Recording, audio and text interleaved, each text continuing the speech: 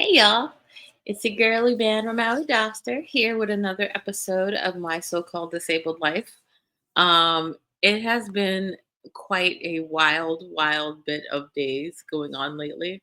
And I am feeling very rough. And then apparently this morning, the freaking barometric pressure decided to shift. So my chronic illness girlies and chronic pain girlies, you know exactly what I've been going through today. So if I occasionally hit up my pen, it's because I just got the shit shocked out of me by my phantom pain, which is a beautiful addition to being an amputee. It's kind of like, wow, son, okay, so I get these legs, I get these cool little nubs, and then occasionally it just electric shock. So that's like the most fun thing about being an amputee, aside from not having not having both knees and or legs. So it's all good. So yes, I just wanted to let you know that this is what your chronic pain girl is going to be doing today, just so I can keep it under control. Because between my lupus and my phantom pain, they don't like me very much, so they've been attacking me hardcore. And apologies for any honking that you hear on my block. It's East Harlem. Everybody's out. Marathon day. Not sure when I'm gonna post this, but marathon day here. So there we go. All right. So today I am super excited to have our next guest. Him and I have worked together a lot over the years on various different projects. Leonard Blades is a CUNY alumnus of Brooklyn College with a BA in psychology and a graduate of the CUNY School of Professional Studies, where he received both his master's in disability services and higher education and the advanced certificate in disability studies. Snap, snap, Leonard. He has served as the chairperson for the CUNY Coalition for Students with Disabilities, CCSD, the university-wide group that represents and serves CUNY's more than 10,000 students with disabilities. He has served as the vice chair of the Disability Affairs at a he has served as a vice chair for disability affairs for CUNY's University Student Senate USS, the representative organization that serves CUNY's more than 500,000 students. He is also the founder of CUNY SPS Abilities and Resource Committees, now known as the Disability and Access Coalition. Today, Leonard is currently a returning student at CUNY SPS, pursuing the master's degree in disability studies. He works as a disability accommodations specialist for the Office of Accessibility Services, OAS, at Queensborough Community College, QCC. Yes, sorry, a lot of acronyms, but I want you to understand when we say these acronyms. In addition, he serves as a club advisor for the CCSD at QCC Students Chapter. See, told you. Co Alumni Advisor for the CCSD University-Wide group, and is currently a member of the MTA's Advisory Committee on Transit Accessibility. Leonard's motto in life is that while you may encounter defeat, you should never truly feel defeated. And I think that is super duper duper awesome. All right, computer. Hello, Leonard. Hello, Iman. How are you doing? I am doing okay. I'm having the weather and the barometric shift kick my butt, but it's okay. That's what an occasional puff Yeah, pass is for. So I'm all for it. Yeah. So thank you so much for being here with us today. of course. And I we him and I work together on a lot of different accessibility things, so that's how we know each other. And I always thought you were doing such amazing, cool things. And actually, by your freaking bio, it looks like you're super duper cool, which is so awesome. So, as I ask all the guests, who is Leonard, and why do you do what you do? Hmm. Who am I? um, Me, who am I as an individual? I would say that I am, without sounding, cocky or arrogant in any way, I'd like to think of myself as determined. I think of myself as kind. I think of myself as empathetic. And I think of myself as someone who just genuinely cares for people, and that, you know, for folks, I want to see the best in them, and I want them to see the best in me. It goes both ways, and that, you know, it's like my dad kind of told me when I was younger. Never settle for less. Always strive to be your best. Now, initially, I thought he just meant get good grades, or otherwise you can't play your PlayStation or something like that. But that was when I was much younger. But as I got older, he really meant just be the best version of yourself, both professionally and personally, just throughout life in general. So that's something that I strive to do day in and day out. And that's who I am. And why I do what I do, um, I'm just a big believer in giving back, especially to those who have been so kind to me and have, you know, presented me with opportunities to thrive and to grow. So it's one of the reasons why I I love the job that I'm doing today as Disability Accommodations Specialist at Queensborough Community College within the Office of Accessibility Services, because I myself, I know what it's like. I've been through the process of, going through higher education, like you mentioned, going to Brooklyn College and registering with the office and having to develop that layer of self advocacy, which is not easy, and it's not something that just happens overnight. It takes time to get comfortable doing so, and it took time for me. So I get to give back in the position that I'm in now as an accommodation specialist, where I'm ensuring that other students are having the accommodations necessary, for their classes and for their exams while they're pursuing their desired degrees. And it's just a really fulfilling feeling. And I'm blessed. I'm blessed in that way because I'm doing something that I enjoy. I never dwell getting up in the morning saying, "Oh my God, I gotta go to work." I may be tired sometimes, but I'm tired of the work that I do, and that's just a great feeling. Yeah, and I completely feel you on that. Like doing something because of your personal experiences and not wanting other people to go through that, and that is sort of like the basis for what you're doing. Um, have you had any issues with that? Because I've noticed sometimes people don't want you to go as hard as you'd like to go because you know what it's like to be on the ground, like literally going through things, and other Right. people looking at from the outside might not. So, have Right. you encountered any sort of barriers to supporting people in a way that they actually need? Um, you mean the role that I'm currently serving right now, or just in general? I I would mean, just is it? mean it in general as an advocate, because you've had your disability your whole life, Yes. and so just by I know for myself, just by me living, I become an advocate because people are constantly asking me questions, constantly approaching me about Yeah. things, and so just by accident, sometimes I become an advocate. Hmm. And so, have you encountered any, just in general, any issues with trying to do that to your full capacity? Right. Honestly, I've definitely come across my fair share of barriers.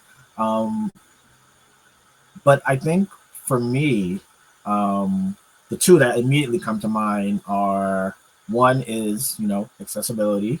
Um, I am as you know already, Iman, I am a motorized wheelchair user. Um, my condition is called arthrogryposis. I mouthful, try to say that 5 times fast. But yeah, it's a physical condition. It limits the joints. limits the joints and the abilities of in one's bodies.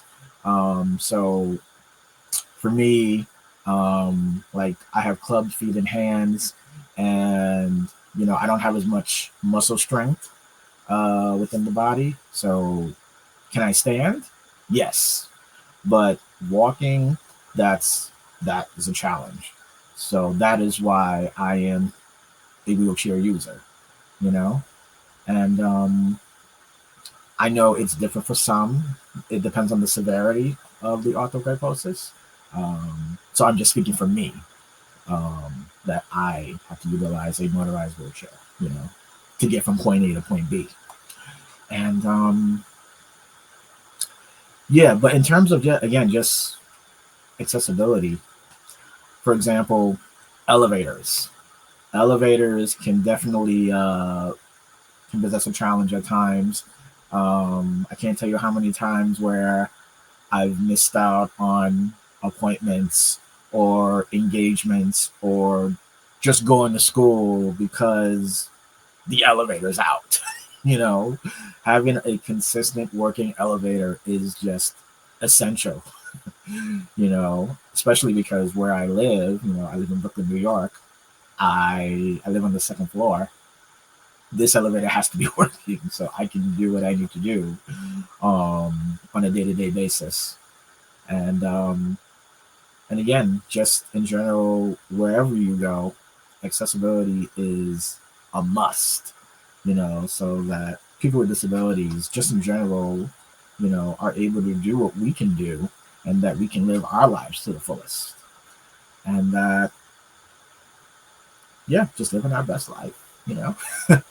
And the other thing I will say is, in terms of a barrier, I would say stigma. Stigma is just, it never goes away, as much as we would like it to, because I can't tell you how many times someone has looked at me and made the assumption, oh yeah, I know what he's capable of, without actually getting to know me. One experience that immediately comes to mind is, I remember when I was at Brooklyn College, and I was at the time, this was like in 2013. I was helping one of my friends. I was showing him CUNY First.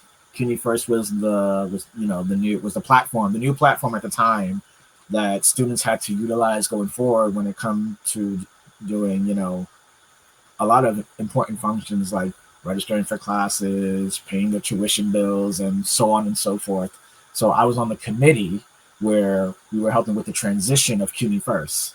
And I met with one of my friends in the library, and I was navigating and showing him, how to use it.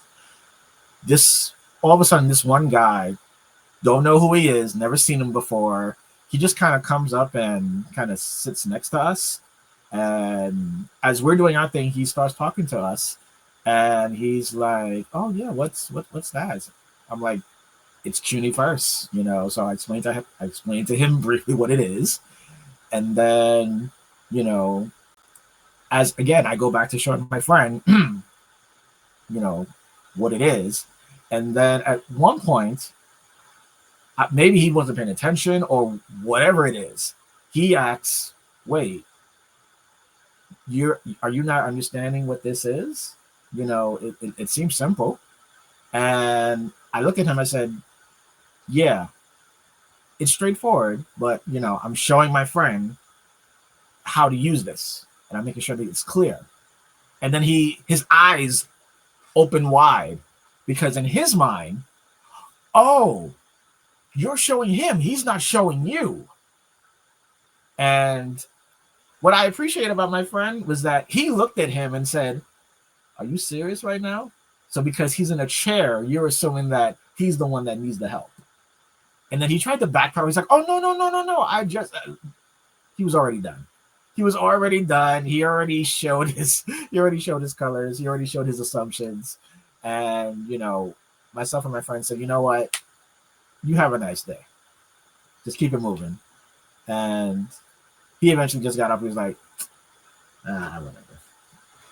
But it's just one of those things where they make the assumption, based on the appearance of someone and the fact that I'm in the chair. He naturally made the assumption that, oh, he's the one that absolutely needs help. So, I've had so many weird encounters with people over the years, which sometimes it's like you don't even like. Sometimes it's so weird that you don't even realize whether it's real or not. It's like, am I hallucinating right now? Did I like walk by someone like freebasing acid and it's just coming at me? Because what am I experiencing right now?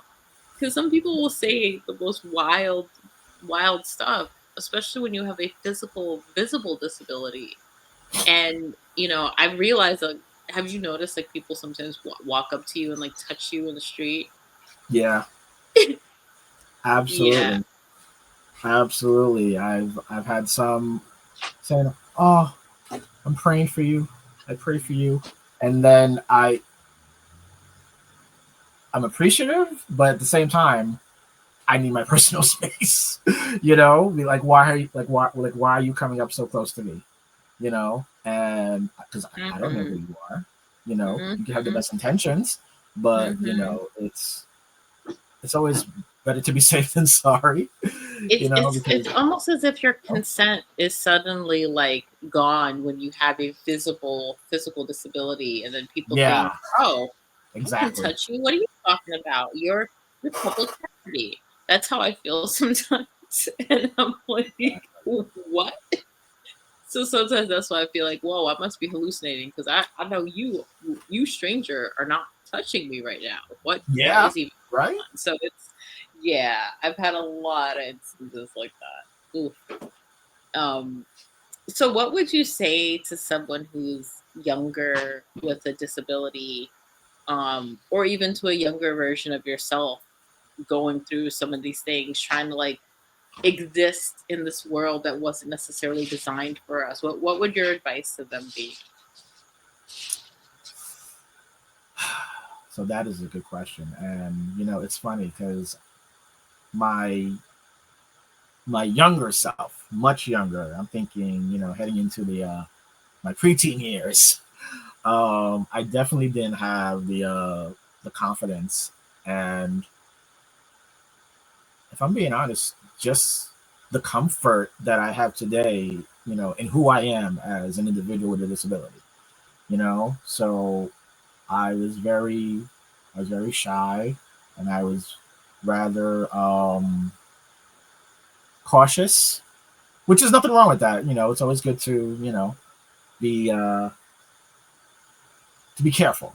But I believe I allowed that to hinder me in putting myself out there and seeking opportunities and different things of that nature. um so I would definitely tell my younger self to you know don't let anyone tell you who you are. you know don't let society and how they may perceive you dictate how you view yourself and just how you go about living your life, because the truth is I did that, more than I wished. But it, as they say, experience is the best teacher, and it was just something that I had to slowly but surely learn that you know having a disability, yes, it means that you have to do things differently. You have to live your life, you know, the way that it best suits you. But it's a life that, you know, it's a life that can be amazing, you know? And yeah, I definitely wish I can tell my younger self, just be you and be proud of who you are. And the other thing I will say is that I got some really good advice from one of my mentors as an adult that I also wish I could tell my younger self. And that and that advice is, if people are going to stare at you and your disability, then you might as well be a star. Because if they're going to stare at you, hey, let them stare, and you can shine bright. You know, shine bright as you are. And I love that. Absolutely. Absolutely. I love that so much too. That's awesome. And that goes out to everyone with a disability, no matter how Absolutely, old you are, no matter what the disability is. You shine bright like a diamond, yo. That's it. Rihanna's got a absolutely. whole song. Go find them lyrics, sing them to yourself, look in the mirror, sing them Sing to a whole yourself, feel song it. about it. Shine Yep. bright like a diamond. Yeah. Diamond. Absolutely. No, 100%. that's so great. And so I feel like so much of the time we fluctuate between being true to ourselves and being our full selves, and then people being weird around us, which Right. kind of like throws you off a little bit because you're just like, It wait a minute, does. I'm It does. walking on sunshine, and then doof, and it's like, oh, okay, back to reality. Um, Yep. and so I'm silly, but like it's real, and like I think about that too for like people like myself who are like the Pokemon of disability. Our Mm. chronic illnesses have so many different portions to it, and none of it's fun. And they're Yeah. always like, "You gotta catch me, you gotta catch me," and it's just like nobody catches me but this whack ass chronic illness. And Yeah. so, how do you gave the advice to like always be yourself and be true to yourself. How do you deal with the portions of disability that are hard while you have to still keep showing up in the world? You know, it's easier said than done, first and foremost, because, you know, there are times where you're going to come across barriers and factors that are just simply out of your hands. And again, my dad would often remind me and say, "Hey, I know there are things that are going to be there're going to be times where it's hard, and there's going to be times where it's out of your hands. But if it's literally out of your hands and there's nothing that you can do about it, you know, why allow yourself to get so stressed and bent out of shape?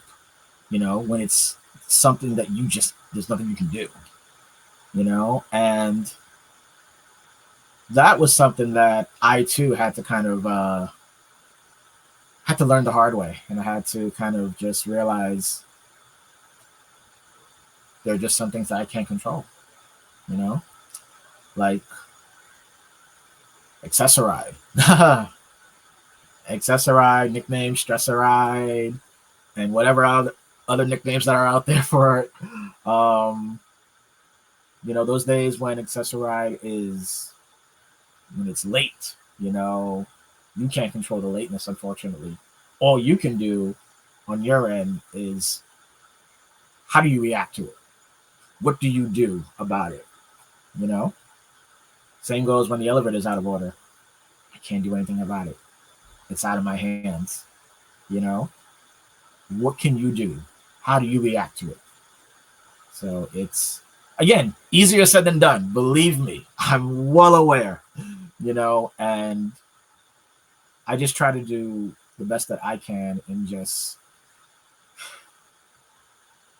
be mindful of what's within my control, even when it isn't easy.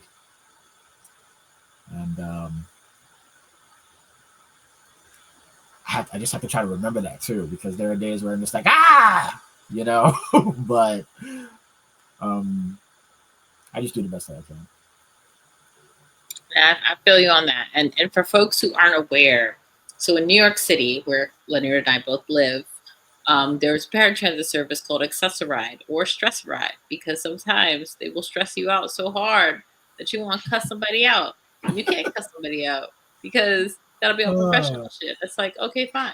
So I have experienced some things using Accessoride, as has Leonard, as has a lot of the other people. Yes. Um, and so it does definitely teach you patience, Oh my gosh. like hardcore amounts of patience. Hardcore. It taught me that I need to buy a portable charger, which I make sure it's charged on me because sometimes Yes. I'll have you on the ride so long Hmm. and you're on there working and doing things that your phone will die. So that's so fun. And, all kinds of other shenanigans that go on with the drivers. Yep. Yeah. So, Absolutely. um, so another little fun tidbit about Leonard is that he is a poet. Yeah. So when I find out somebody's a poet, they want to read some things. I'm like, let's go. We got a little open mic night here. Right. So you Uh, can do a couple for us, and then if you want to give a little explanation before or after, that's up to you. But we're gonna start our snaps because Leonard's no, gonna it's come not. up. Here we go. Snaps, snaps, snaps. Just the New Eurekan Poetry Cafe style snaps.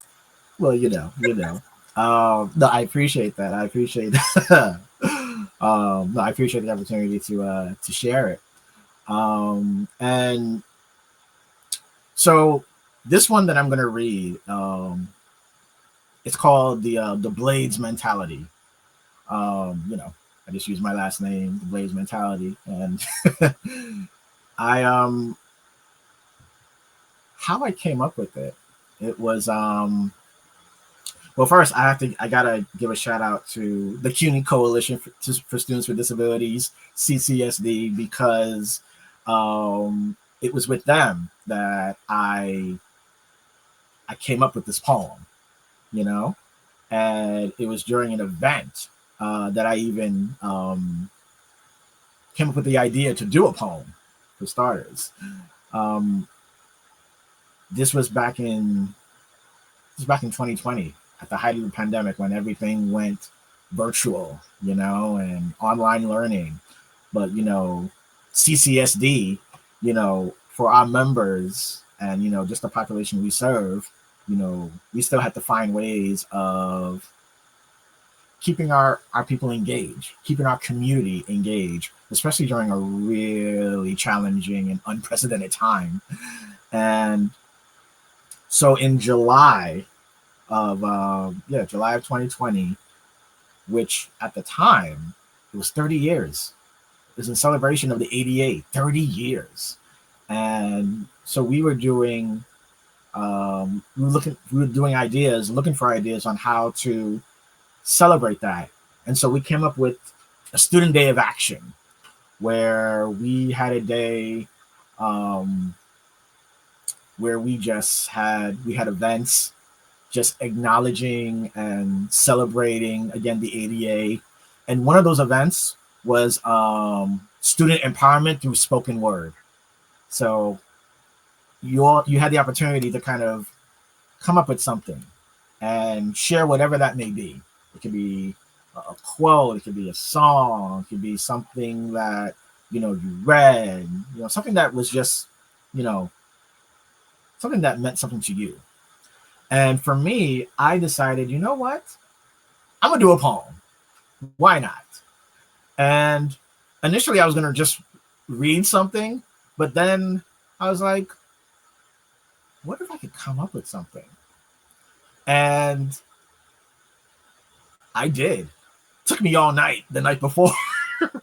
um, I mean, truthfully, I did start before the night before, but it was just when everything kind of came, when it needed to, and it just happened to be the night before, unfortunately. And but I'm happy, and I'm proud of how it turned out. So yeah, I'm just gonna share with you all right now the Blades mentality.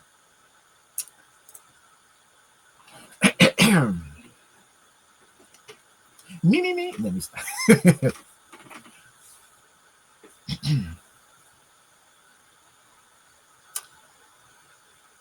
Don't judge a book by its cover. Words that resonate with me all too well. The amount of times people have judged me based on my appearance, it just presents me with another story to tell. I have a physical disability. I utilize a motorized wheelchair. All too often, while riding outside, people tend to stop and stare. Growing up, it made me feel so uncomfortable, as if their eyes were laser beams looking to leave a scar.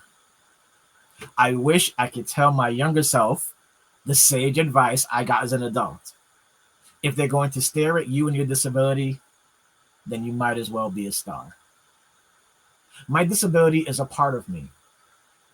It doesn't cover all that I am. I'm also a son, a brother, a friend, a boyfriend, a scholar and advocate, not to mention a very proud Black man. Living with a disability, it's definitely not easy. Facing challenges and obstacles that sometimes come in bunches. When that happens, it leaves me with two choices: to either dismiss them completely or simply roll with the punches. I choose to always keep it rolling. It is simply how I'm wired. I've been tested many times in life that have left me both physically and emotionally tired. Never settle for less, always strive to be your best. Words said by my father I'll never forget. They are a constant reminder that no matter how hard life sometimes can get, as long as you give it your best, then it closes the door on having regrets. I'm a person with a disability. There's no shame in it or reason to hide.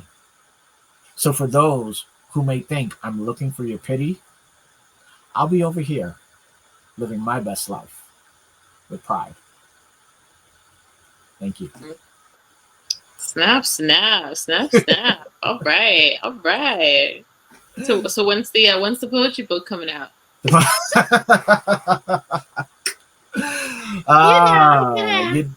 You know, that's it's funny. Folks have been telling me that I should have these poems, just put them out there, and on a larger, in a larger sense. But it's something that I'm thinking about. So if I do decide to put out like a poem book, I'll definitely keep you posted, Iman. I got you.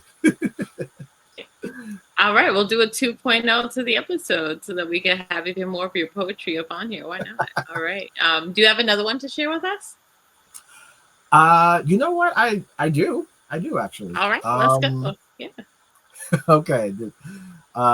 So this one that I'm gonna read is called the elevator experience. Even though I've had a number of them, I decided to write about this one because actually, and this was actually during one of the classes that I was taking while pursuing the master's degree for disability studies at the CUNY School of Professional Studies. We had to do an assignment where we had to, any words or phrases that we used throughout the week, write them down, and then give a story, or in my case, a poem that utilizes those words or phrases. So like for me, some of the words that I used or phrases were that were value, it won't benefit you in the long run, elevators, how you gonna win when you ain't right with, listen to some Lauryn Hill, So those were some of the things that I was using at the time. And you know what? I put it together in a poem, and I'm pretty happy with how it came out. So again, it's called The Elevator Experience.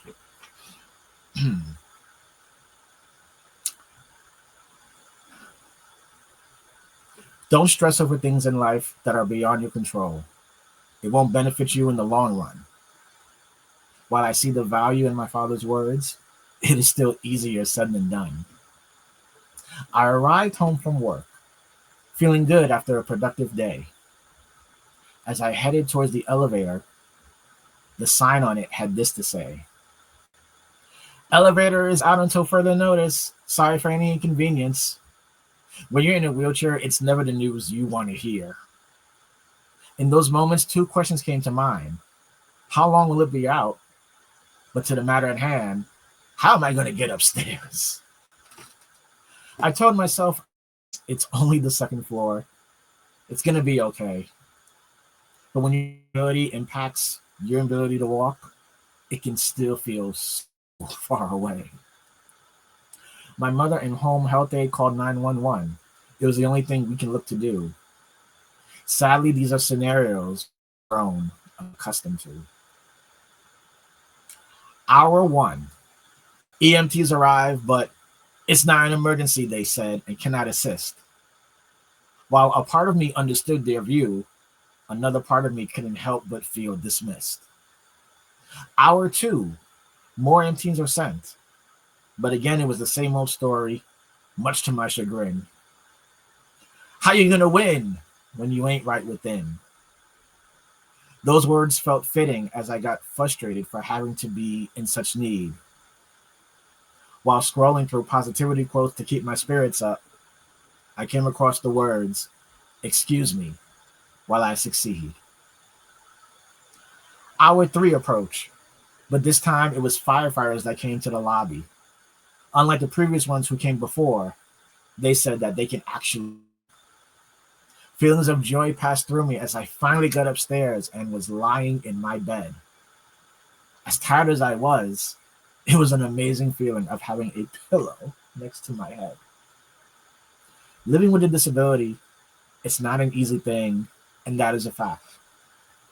I can't always control my circumstances, but what I can control is how I react. Thank you. Snap, snap, snap, snap, snap, yo.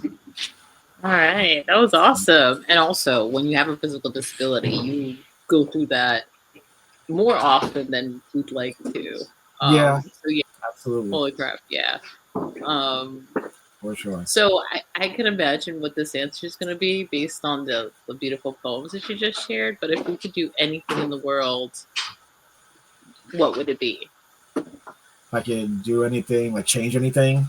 Any change to the world to make it a better place, what would it be?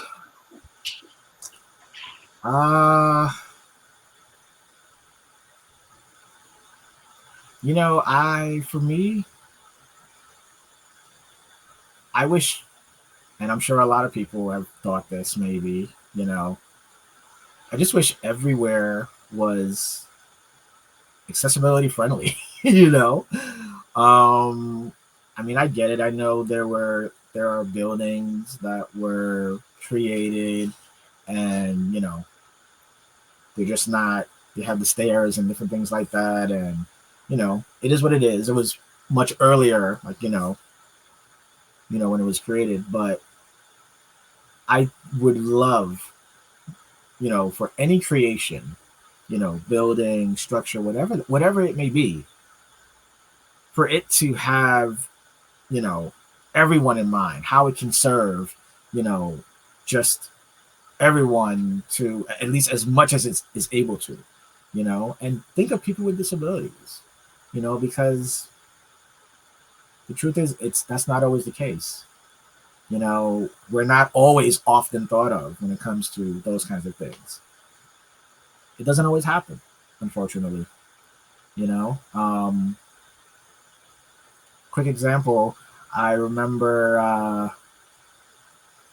where, again, Brooklyn College, this is when I was already graduated.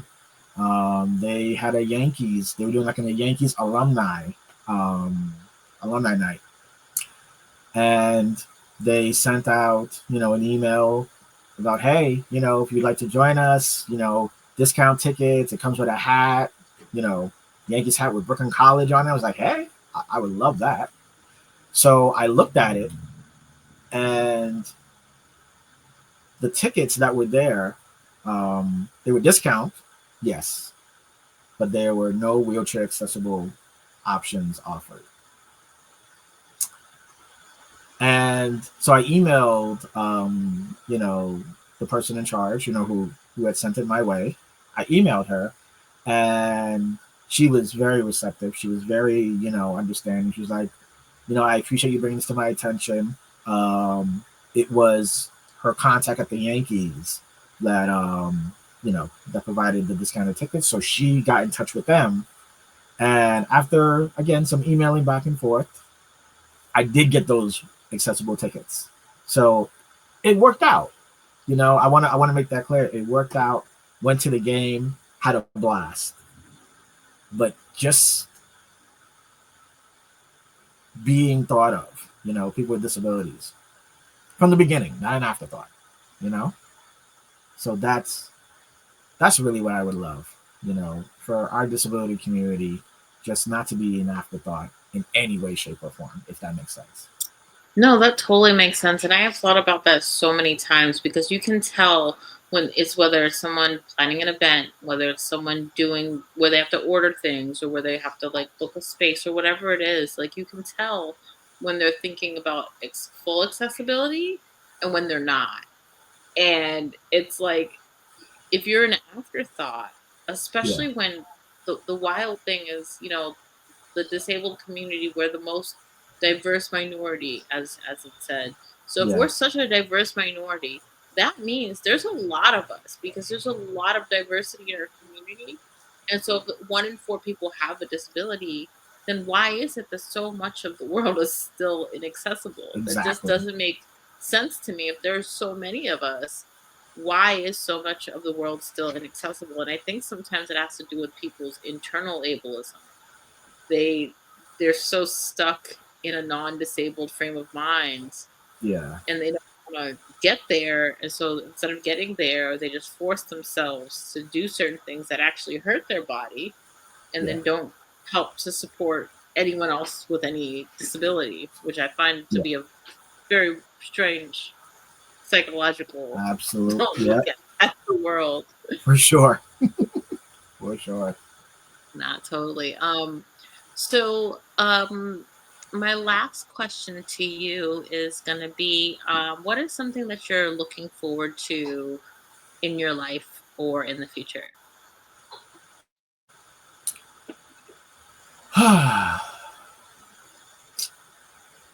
um,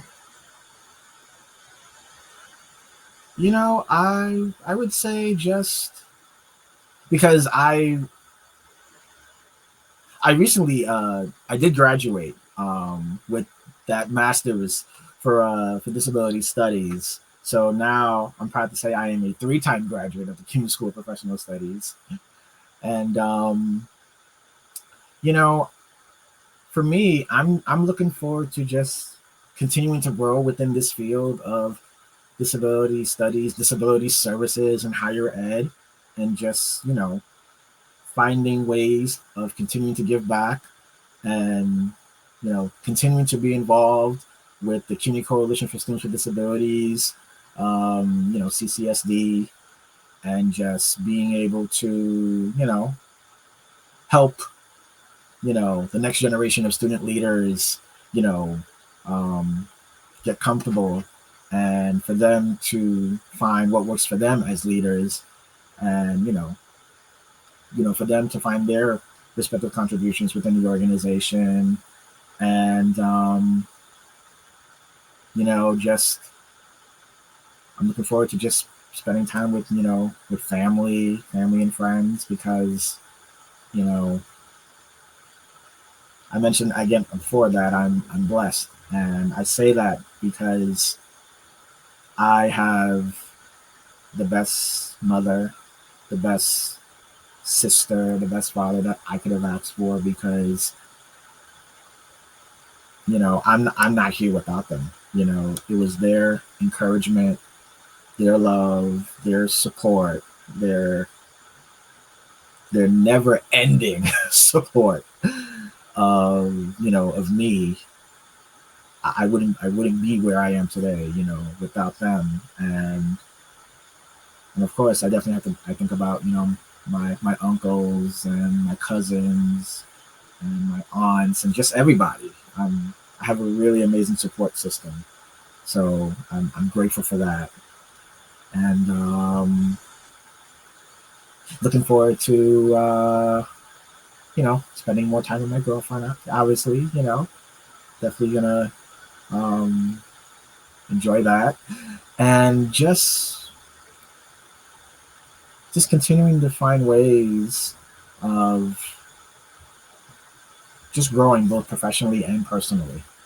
You know, I recently just turned 36 back in September.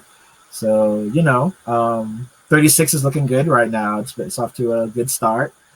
So, I'm just excited to, see what the future holds, and just taking it day by day, and definitely catching up with more of my friends, because when I was in school, I was not really able to do that. Wasn't really to hang out as much as I would have liked, because when you're managing school and work, it's tough. It's tough, but you know, but now that my main focus is work, for the most part these days, and obviously the work I do with CCSD, and obviously Iman, the work we've done with the MTA and still continue to do at this time.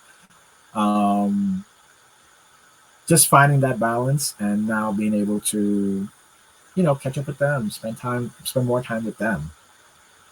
So I'm looking forward to that. I'm looking forward to that. And actually, the last thing I would like to share uh, is actually just very recent. I got an email where I was recognized as one of CUNY's 50 under 50 alumni. So, and it's something that I hadn't heard of, but it's something that was, I guess, it's fairly new. I think it's like a year or two old, but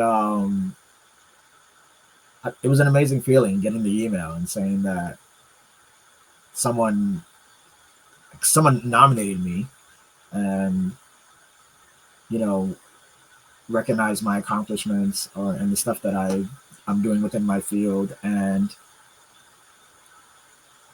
it was just another reminder that you never know who's watching, you know so, and it's something that I'm often reminded, that when you think no one's watching, somebody is, you know and that's why I make the best effort I can to just put my best foot forward and stuff out there. Um, well, foot, wheel, everything forward, just to be the best person that I can be, day in and day out. Nah, totally, absolutely, and I feel you so hard on that, because on one hand we're just humans, just trying to live and Yeah, trying to do things, and hopefully when we make mistakes we're given a smidge of grace, and also give ourselves that grace, but also we should be trying to do the right thing and be good people in the world. And so I appreciate the light that you put into the world, because thank you. you're just a bundle of great energy, and I think that CUNY is very lucky to have you, Thank you because so much. I've had some interactions with some of the other officers for students with disabilities, and I'm like, what are y'all doing? Oh, so I love Oh, that you're there, because I think that you make a difference for students with disabilities who are at CUNY. So I thank am you so much. so not only appreciative that you got nominated, but it's absolutely warranted. So we're gonna Oh, do a little snap and a little snap. thank you. So I, congratulations pre- on that. That is wonderful. I appreciate Um, that. absolutely, and we appreciate the hell out of you, yo. You doing the Lord's work, Well, being there for some of these thank you. youngins, No, because thank you. working with young people is not for the Yes, faint of heart. Even college level, y'all. Sometimes kids are a little difficult, and or even non-kids, just college, any students at all, from pre-K to college. right. Sometimes it can be a little difficult. So you're doing the Lord's work, and we love and appreciate you for it. So that's awesome. Oh, no, thank So you. thank you. But Yeah. no, but hey, again, it takes one to know one, because you You do a lot of important work, within our disability community as well, Iman. So just thank you. I want to thank you in that same tone Thank for you. No, thank you do.